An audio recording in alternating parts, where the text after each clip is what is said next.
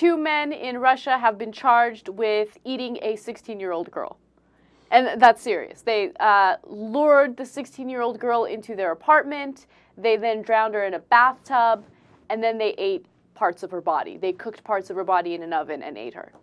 It was a 21-year-old goth rock musician, which a lot of people in the goth community would be like, no, way to screw up our reputation.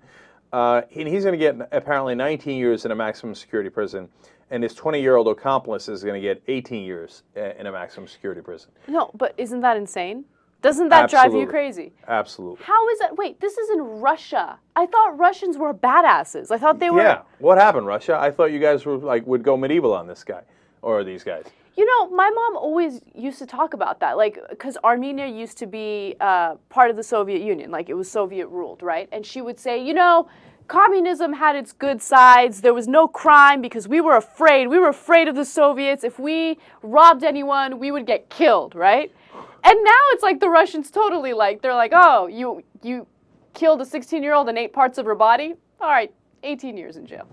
Yeah, what happened to you guys, man? I remember the good old day of the Soviets. Oh, no, Glenn Beck caught us. All right. Look, I thought Putin was a tough guy, man. What does he have, soft hands? What is this stuff? All right, no, can't have it, man. Look, if you don't get life in prison for being a cannibal, what do you get life in prison for?